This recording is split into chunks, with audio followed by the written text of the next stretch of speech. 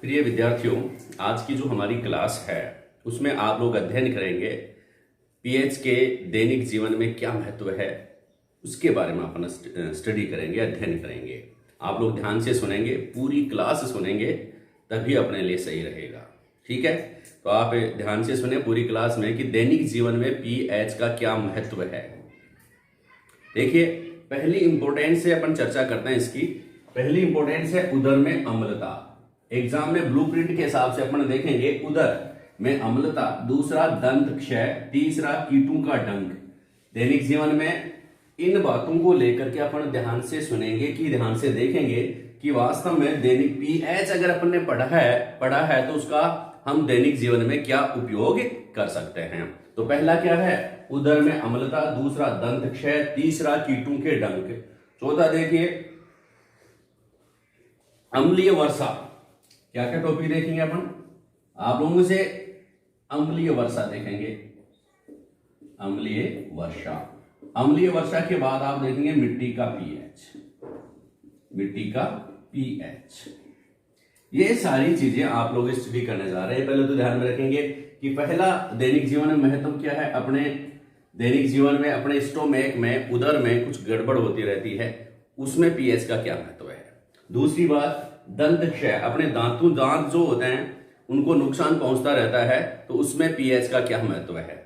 तीसरी बात हम देखेंगे, कीट अगर आपको काट लें, डंक चुभो दें, मधुमक्खी वगैरह है, ततैया वगैरह जो है, राजस्थानी में टांटिया जिसको कहते हैं, वो भी आपको डंक चुभो दे, कोई भी कीट आपको डंक चुभो दे तो आपको क्या करना चाहिए, यह भी आपके दैनिक जीवन में काम की बात है वह। और अम्लीय वर्षा, वर्षा हमारे दैनिक जीवन को प्रभावित करती है, तो अम्लीय वर्षा का क्या महत्व है, अम्लीय वर्षा किसे कहते हैं, इससे कैसे बचा जा सकता है, ये सारी बातें अपने को देखनी है। पीएच को ध्यान में रखते हो, अगर आपने पीएच कैलकुलेट कर लिया, पीएच समझ लिया, तो ये चीज आप लोग इनको आसानी से बचा जा सकता है। फिर मिट्टी का पीएच, मिट्टी में हम भारत की अधिकांश जनसंख्या क्या है, कृषि में लीन है, कृषि कार्य में लगी हुई है, तो कृषि में पीएच जो मिट्टी का महत्व होता है और मिट्टी में भी पीएच का महत्व होता है। कैसे होता है, इनकी हम स्टडी करेंगे। तो पहला पॉइंट देख लिए कि उदर में अम्लता, इसको अपन ध्यान से पढ़ेंगे।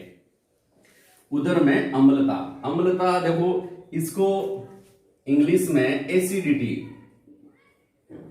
एसिडिटी भी हम कहते हैं, और हिंदी में भी इसको एसिडिटी लिख सकते हैं, आता है एग्जाम में। एसिडिटी क्या होती है, तो अम्लता या एसिडिटी किसे कहते हैं, तो आप क्या कहेंगे कि जो अमाशय जो है उसमें कई बार क्या होता है कि दर्द व जलन का अनुभव होता है स्टोमैक में। इसमें एसिडिटी समझिए आप, ये अपना स्टोमैक होता है, इसमें भोजन लगभग 3-4 घंटे रुकता है। ठीक है, ये अमाशय है, इधर कार्डियक अमाशय, ये फंडिक अमाशय और ये पाइलोरिक अमाशय। ये कौन सा अमाशय है, कार्डियक,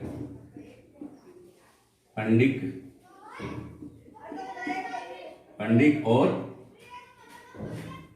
पाइलोरिक।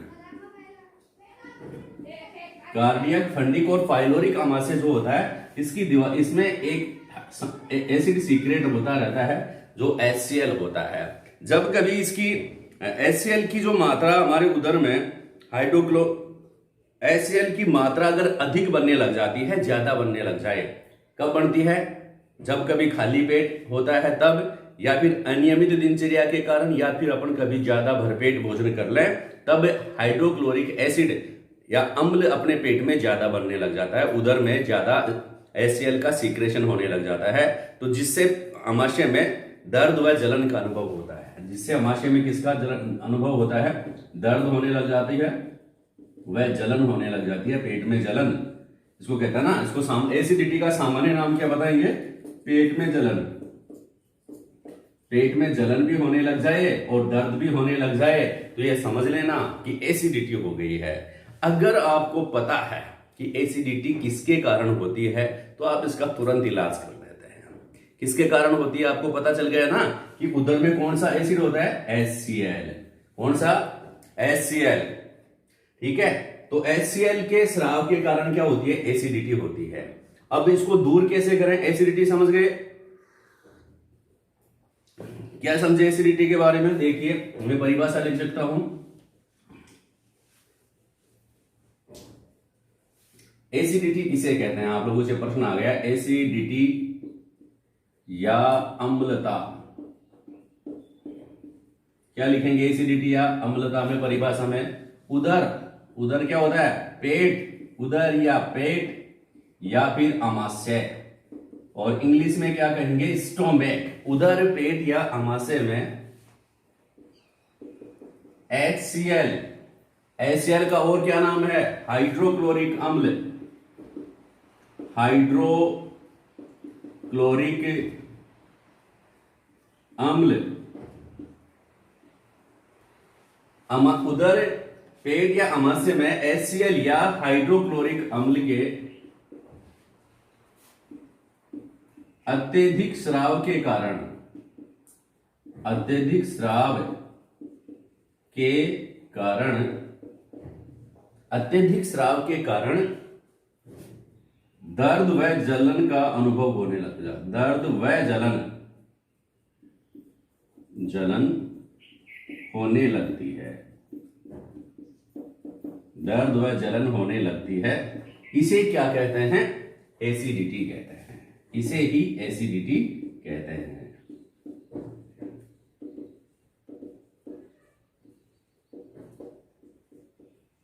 समझ रहे बात को कि उदर या आमाशय में या स्टोमैक में HCl की अधिक मात्रा के स्राव के कारण दर्द व जलन का अनुभव होता है, इसे ही हम एसिडिटी कहते हैं। इसे हम क्या कहते हैं? एसिडिटी कहते हैं। और हम फिर बड़े ही बेचैन रहते हैं। ठीक है, जब एसिडिटी होने लग जाए, अब इसको दूर करना है। आपको पता है किसके कारण हो रही है? HCl के कारण। अब इसको दूर करना है तो आपको ध्यान में रखना पड़ेगा न्यूट्रलाइजेशन रिएक्शन, उदासीनीकरण अभिक्रिया। आपके दिमाग में आ गई होगी कि हाँ, कि अगर अम्ल के प्रभाव को नष्ट करना है तो उसमें क्षार मिला देंगे, और अगर क्षार के प्रभाव को नष्ट करना है तो उसमें अम्ल मिला देते हैं। ये कौन सी रिएक्शन है? यह है उदासीनीकरण अभिक्रिया या न्यूट्रलाइजेशन रिएक्शन है। अब उदर में एसिड है तो इसके प्रभाव को नष्ट करने के लिए क्या मिलाते हैं? बेस मिलाएंगे, क्षार मिलाएंगे।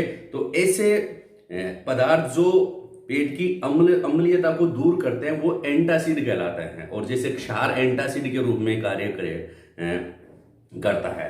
तो दूसरा शब्द आपको ध्यान में रखना है, एंटासिड किसे कहते हैं? एंटासिड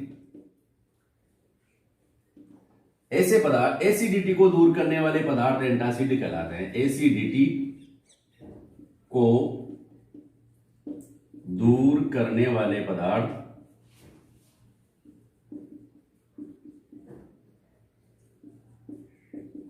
क्या कहलाते हैं? एंटासिड कहलाते हैं। एसिडिटी को दूर करने वाले पदार्थ क्या कहलाते हैं? एंटासिड कहलाते हैं।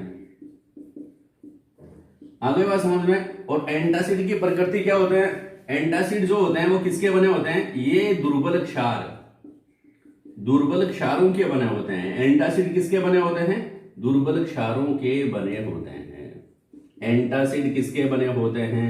दुर्बल क्षारों के बने होते हैं। तीसरी बात क्या है? एग्जाम्पल, एंटासिड के एग्जाम्पल भी दीजिए, उदाहरण दीजिए एंटासिड के। तो आपको उदाहरण देना पड़ेगा। उदाहरण कौन कौन से हैं? देखो, आपने पढ़ा होगा, कभी टीवी में ऐड भी देखा होगा, Eno on acidity gone, Eno on acidity gone. Eno salt, Eno salt क्या है? एंटासिड पदार्थ है। इनो साल्ट जो होते हैं, इनो लवण जो होते हैं वो एंटासिड हैं। ठीक है, एंटासिड। डाइजीन, डाइजीन भी एंटासिड के रूप में काम करता है। तो दैनिक जीवन में घर पे आप लोगों को मिल जाएंगे। एक तो इनो साल्ट, इनो साल्ट या लवण भी कह सकते हैं, इनो साल्ट या लवण। दूसरा इसका एग्जाम्पल है magnesium hydroxide, MgOH whole twice. Magnesium hydroxide, इसको मिल्क ऑफ मैग्नीशिया कहते हैं, milk of magnesia, milk of magnesia कहते हैं।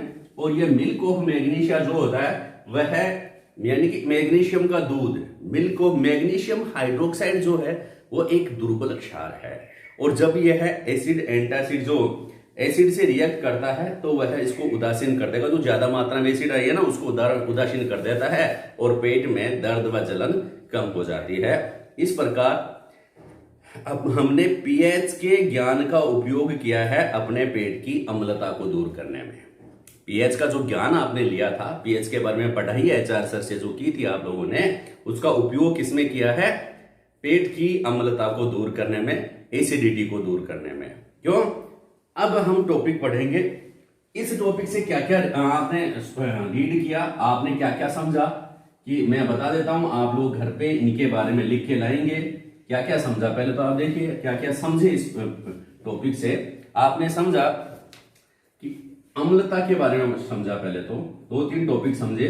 एक तो अम्लता या एसिडिटी क्या होती है,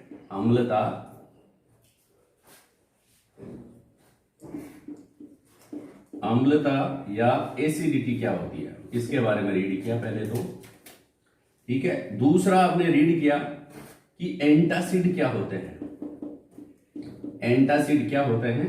तीसरा आपने रीड किया कि एंटासिड के उदाहरण कौन कौन से हैं, एंटासिड्स के एग्जाम्पल कौन कौन से हैं, के उदाहरण आपने रीड किया, ठीक है। और आपने चौथा आपने रीड किया कि मिल्क ऑफ मैग्नीशिया किसे कहते हैं, मिल्क ऑफ मैग्नीशिया, इसका रासायनिक सूत्र आप लोगों को बताना पड़ेगा। मिल्क ऑफ मैग्नीशिया का रासायनिक नाम हुआ, रासायनिक सूत्र आपको बताना पड़ेगा। तो ये 4-5 चीजें आप लोगों ने रीड कर ली है। अम्लता किसे कहते हैं। एक और चीज आपने रीड की कि अमाशय में कौन सा अम्ल स्रावित होता है, अमाशय में कौन सा अम्ल स्रावित होता है, कौन सा अम्ल स्रावित होता है। ये सारी बातें आपने इस टॉपिक से रीड की हैं। तो ये सारे प्रश्न आप होमवर्क के रूप में भी करेंगे। अब हम दूसरा बिंदु स्टार्ट करेंगे कि पीएच का उपयोग हम और किस में कर सकते हैं। तो देखिए, दंत क्षय, दांत, अपने दांत में अपने पेट के बारे में मालूम पड़ गया। अगर आप में पेट में जलन है, दर्द है, तो इसका मतलब आप में एसिडिटी है। दूर करने के लिए आप दुर्बल क्षार या एंटासिड पदार्थ का उपयोग करेंगे, जैसे मैग्नीशियम हाइड्रोक्साइड का। किसका? मैग्नीशियम हाइड्रोक्साइड का। दूसरा बिंदु क्या है, दूसरे बिंदु के बारे में हम चर्चा करने जा रहे हैं। तो दूसरा बिंदु है अपना दंत क्षय। दंत क्षय क्या होता है? टीथ डिके इसको इंग्लिश में कहते हैं, TEETH, टीथ डिके।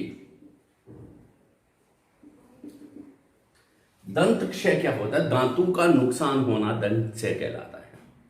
दांतों को किसी प्रकार से हानि पहुंचना क्या कहलाता है? दंत क्षय कहलाता है। पहले तो परिभाषा देख लीजिए, दंत क्षय की परिभाषा।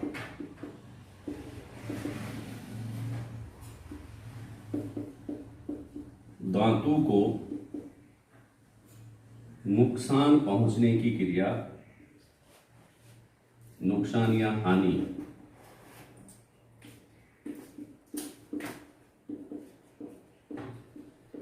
दंत क्षय कहलाता है।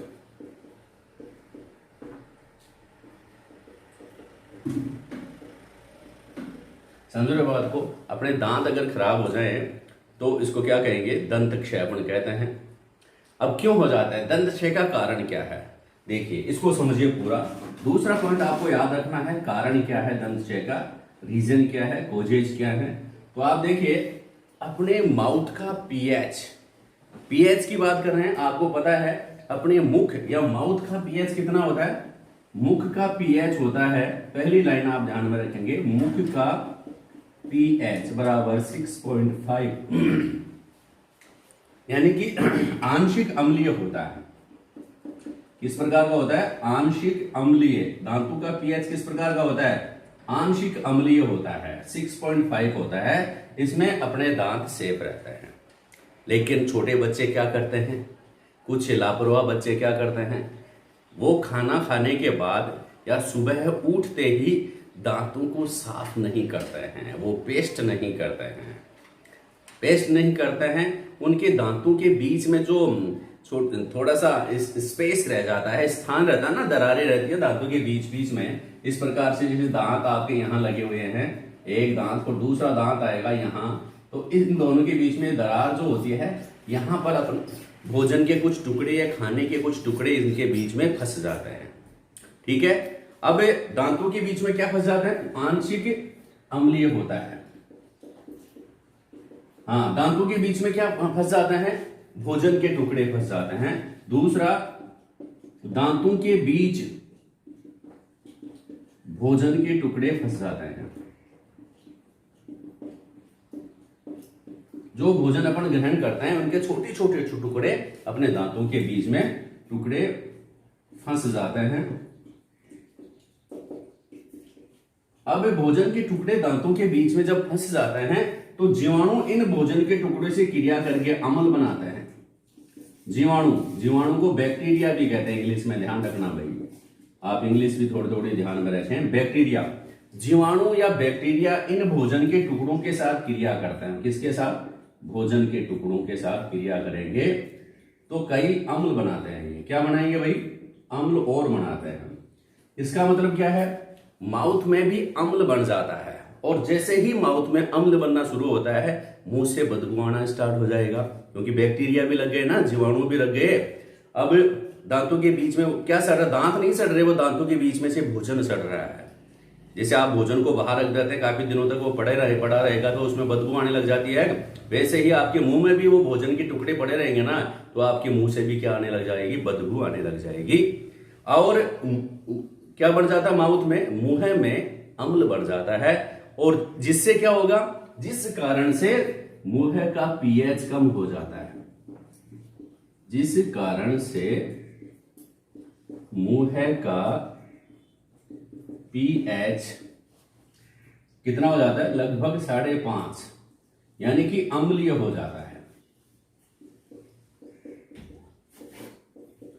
अब दांतों का पीएच कम हो गया, पहले 6.5 था, 1 पीएच कम हो गया, लगभग 5.5 हो गया। जब पीएच अम्लीय हो गया तो दांतों के ऊपर एक शरीर का सबसे कठोर पदार्थ की परत होती है, जिसके कारण आपके दांत वाइट दिखते हैं। ठीक है, तो उसको कहते हैं इनेमल। क्या कहते हैं? इनेमल। इनेमल क्या पढ़ा? यह शरीर का सबसे कठोरतम पदार्थ है। दांतों का शिखर जो होता है, जो आप जिसको दांत कहते हैं, वास्तव में दांतों के 3 भाग होते हैं। शिखर, इसका शिखर के बाद इसका नेक, और नेक गिरवा जिसको कहेंगे नेक, और फिर इसका रूट या मूल। तो नेक जो बाहर निकला हुआ, मसूड़ों से बाहर निकला हुआ पार्ट जो है, दांतों का जो मसूड़ों से बाहर निकला हुआ पार्ट है, वह क्या कहलाता है? क्राउन या शीर्ष कहलाता है। इसके ऊपर सफेद पदार्थ, सफेद तो दिखते हैं ना, इनेमल की परत होती है। इस इनेमल को शरीर का सबसे कठोरतम पदार्थ भी कहते हैं। भाग, हड्डी नहीं, पदार्थ कहेंगे, इनेमल। तो ये इस पीएच पर इनेमल क्या हो जाता है? नष्ट होने लग जाता है। इनेमल क्या होने लग जाता है? नष्ट होने लग जाता है। इसे ही क्या कहते हैं? दंत क्षय कहते हैं। इसे क्या कहते हैं? दंत क्षय कहते हैं। तो एक बढ़िया परिभाषा और क्या हो जाएगी दंत क्षय की?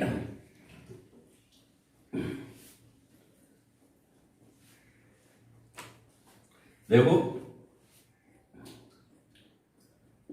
भोजन के टुकड़े दांतों के बीच, जब दांतों के बीच फंसे भोजन के टुकड़ों से जीवाणु क्रिया करते हैं।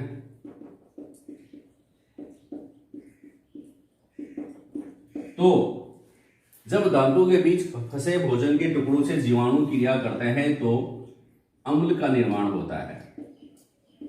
किसका निर्माण होता है? अम्ल का निर्माण होता है, जिससे मुख का या मुंह का पीएच 6.5 से घटकर 5.5 हो जाता है।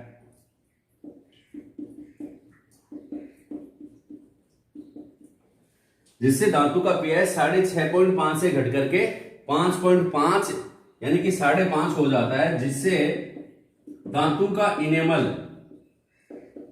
धातु का कौन सा भाग है, कौन सा पदार्थ, इनेमल, इनेमल, धातु का इनेमल नष्ट होने लग जाता है, नष्ट होने लग जाता है। इसे ही दंत क्षय कहते हैं, इसे ही दंत क्षय कहते हैं। अब दंत क्षय आपको मालूम पड़ गया कि अम्ल बनने के कारण दंत क्षय हो रहा है, दांतों का नुकसान हो रहा है, दांतों के ऊपर जो इनेमल की परत है वह नष्ट हो रही है। तो आपके दिमाग में क्या आएगा प्यारे बच्चों, आपके दिमाग में आएगा कि अम्ल तो है ही, सर ने बताया था कि अम्ल का प्रभाव नष्ट करना है तो क्षार लेंगे, और क्षार का प्रभाव नष्ट लेंगे करना है तो अम्ल का इस्तेमाल करेंगे। आ रही ना बात समझ में।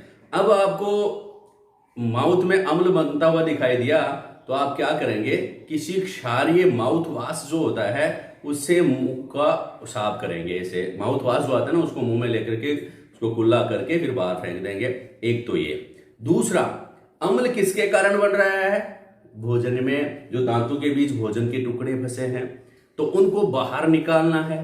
तो बाहर निकालने के लिए क्या करेंगे, हम नियमित रूप से दांतों की सफाई करेंगे। आप सुबह उठते ही पेस्ट किया करो, ठीक है, और दांतों को स्वच्छ रखा करो, क्योंकि दांत अगर स्वच्छ रहेंगे तो आपकी स्माइल बरकरार रहेगी, आपकी हंसी बरकरार रहेगी, आप अच्छी तरह से खा सकेंगे, आप अच्छी तरह से बोल सकेंगे, आपका स्वास्थ्य अच्छा रहेगा।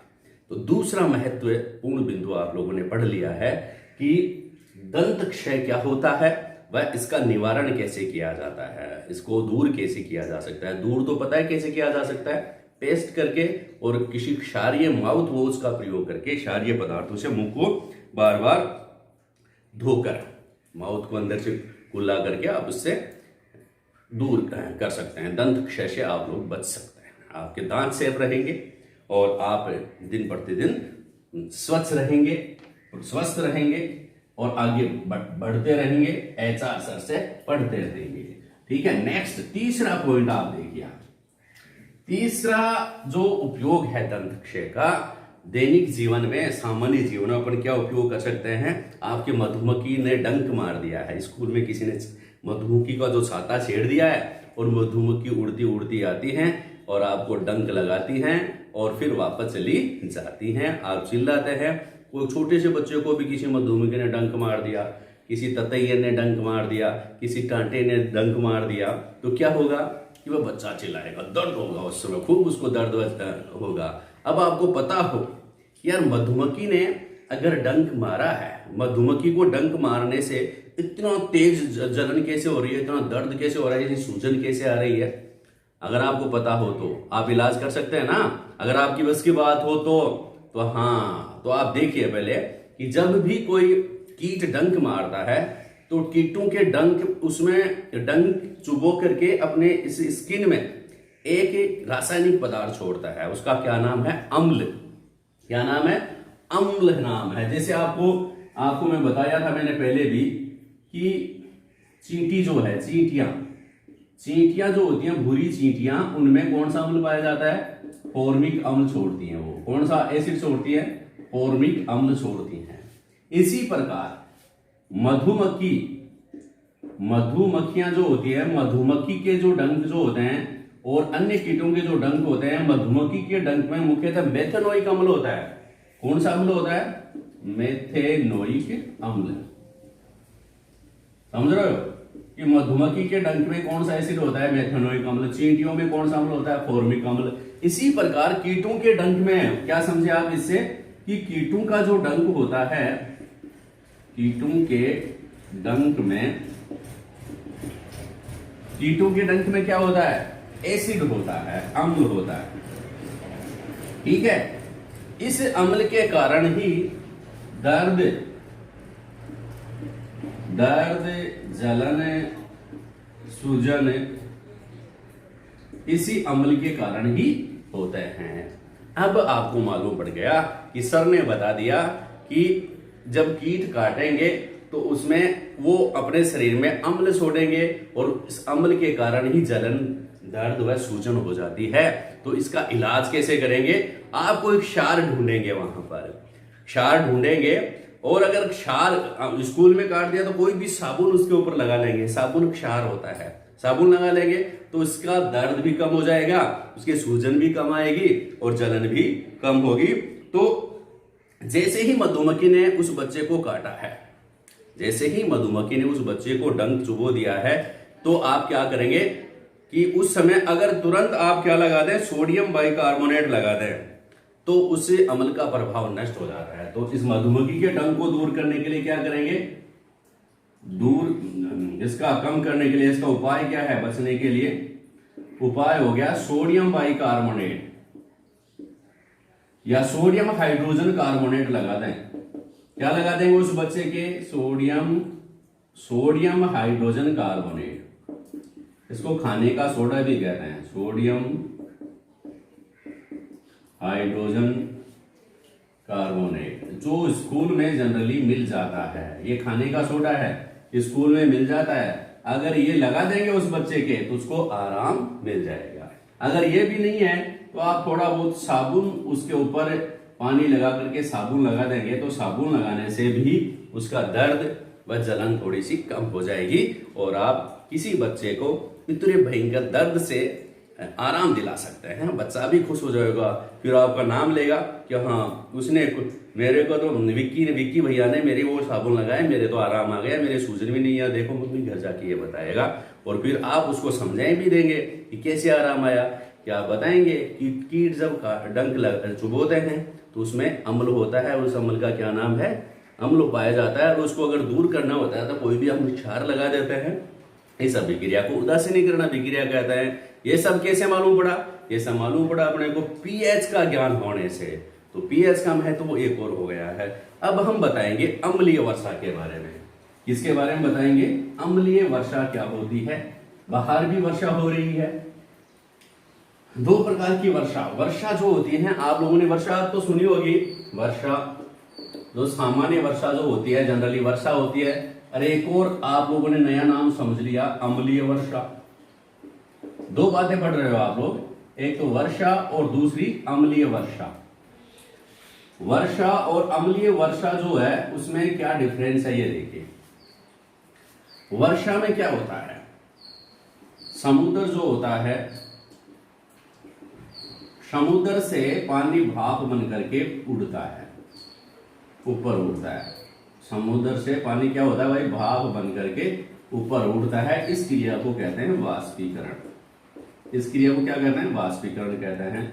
ये उड़ करके जब किसी ऊंचे ऊंचे पहाड़ों के किनारे जो ऊपर उड़ता जाता है, ये सारे इसके जाते हैं, तो क्या होता है भाई?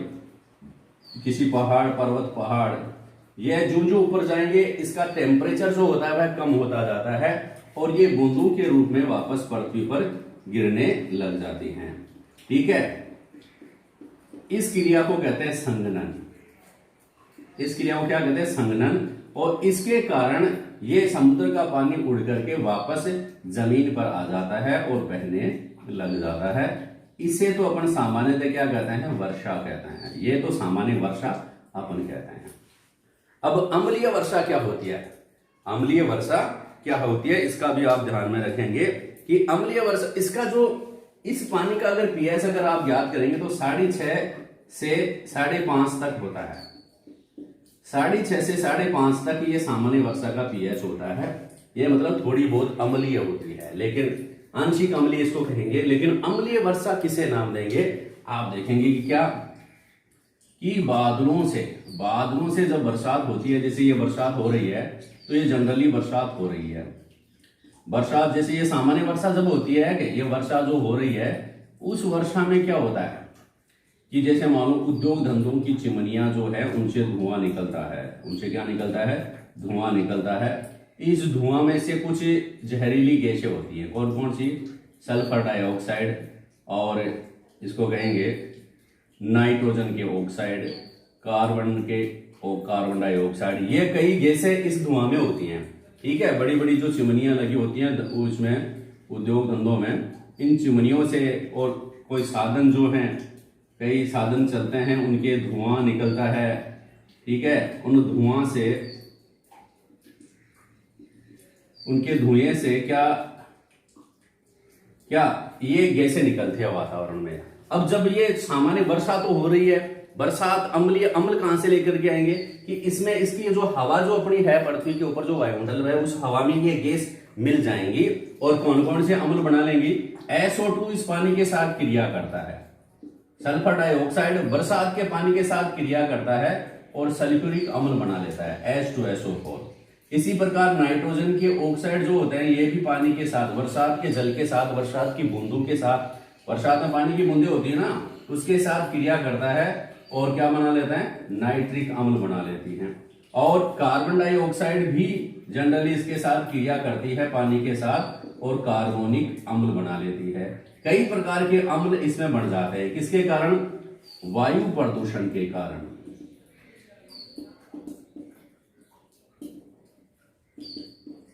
ठीक है, वायु प्रदूषण के कारण कई प्रकार की गैसें इस वर्षा जल के साथ, जो कई प्रकार की जो गैसें निकलती हैं, वायु प्रदूषण कल कारखानों की धुओं से, वाहनों की धुओं से, ठीक है, कोई दलदली पदार्थों से, मेथेन वगैरह, ये वातावरण में क्या होती है, मिलती रहती हैं। और ये सल्फर डाइऑक्साइड और नाइट्रोजन के ऑक्साइड और कार्बन डाइऑक्साइड मुख्यतः ये गैसें बरसात के पानी के साथ क्रिया करती हैं और सल्फ्यूरिक अम्ल, नाइट्रिक अम्ल और कार्बोनिक अम्ल बनाती हैं। तो मुख्यतः सल्फ्यूरिक अम्ल व कार्बोनिक अम्ल ये प्रबल अम्ल हैं, स्ट्रॉन्ग एसिड हैं। इनसे वर्षा जल का जो पीएच है वो कितना हो जाता है, 4 के आसपास हो जाता है।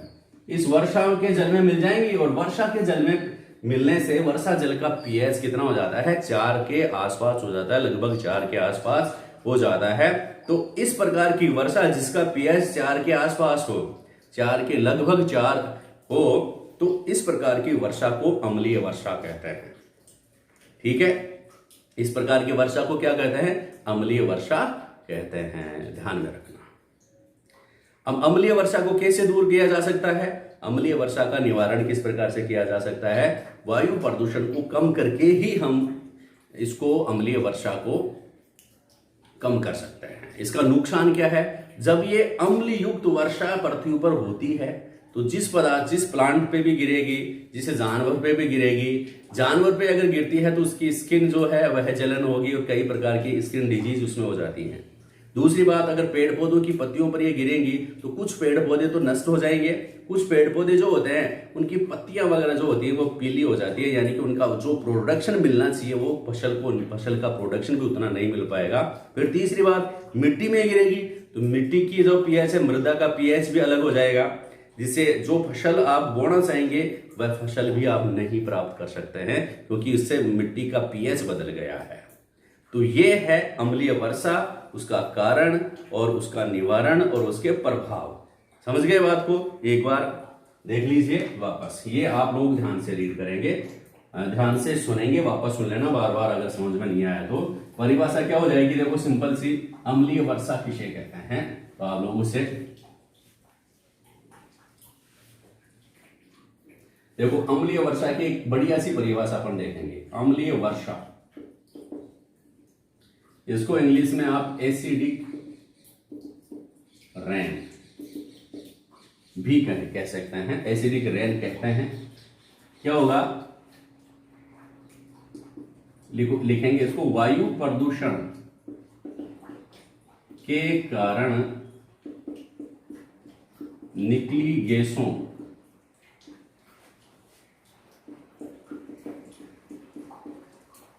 गैसें लिखेंगे, निकली गैसें यथा का मतलब होता है जैसे NOx नाइट्रोजन के ऑक्साइड और SO2 और SO2 CO2 गैसें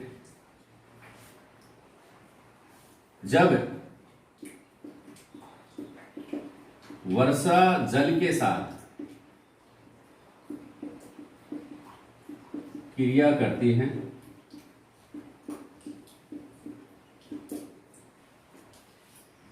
तो कुछ प्रबल अम्लों का निर्माण होता है, कुछ प्रबल अम्लों, जैसे कौन कौन से हो गए भाई, जैसे सल्फ्यूरिक अम्ल, सूत्र लिख देता हूं डायरेक्ट, H2SO4, HNO3 आदि का निर्माण होता है।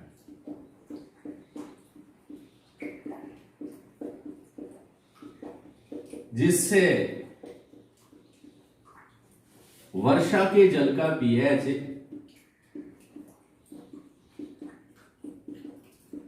जिससे वर्षा के जल का पीएच 6.5 बराबर पीएच बराबर से घटकर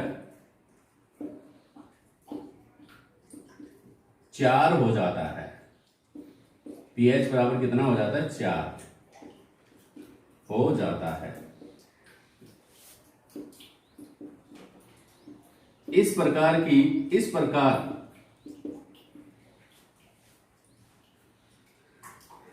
ऐसी वर्षा जिसके जल का पीएच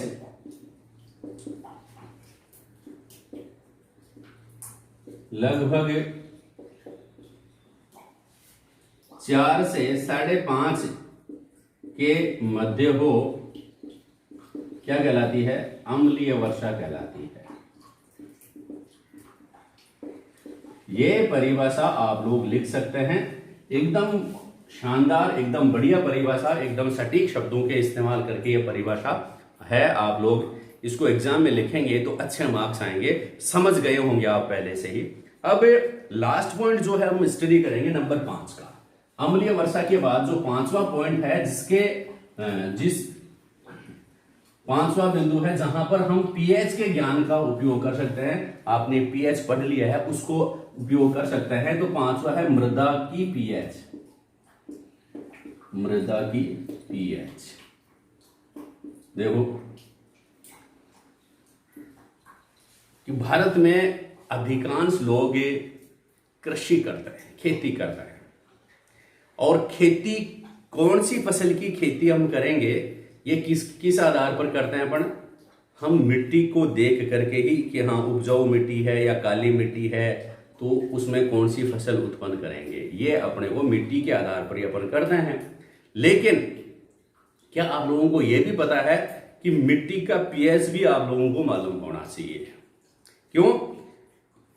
क्योंकि अगर आपको मिट्टी का पीएच मालूम रहेगा तो आप उसमें जो फसल बोएंगे तो आपको ये डिसीजन करना पड़ेगा कि ये इस पीएच पर ये फसल बोएंगे या नहीं बोएंगे। अगर बोएंगे तो उत्पादन कम होगा या बढ़ेगा, ठीक है।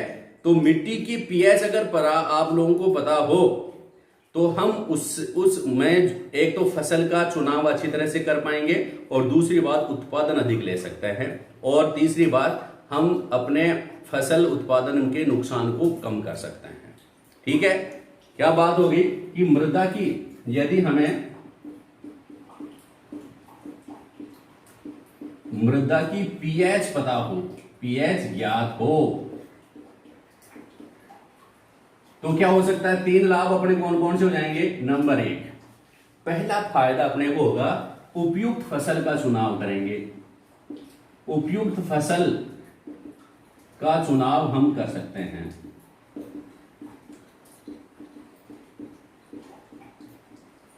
ठीक है, और अगर आपने फसल बोने के बाद अगर आपको मालूम पड़ा है कि इसका पीएच तो ज्यादा बढ़ रहा है या कम हो रहा है, तो आप इसके पीएच को कम करके दूसरा आप बात कर सकते हैं, फसल के उत्पादन को बढ़ा सकते हैं।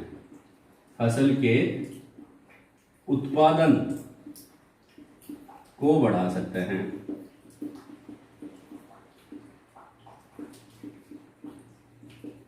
और तीसरी बात, फसल के अवांछित नुकसान जो अपने को पता ही नहीं है, फसल उत्पादन के नुकसान को कम कर सकते हैं।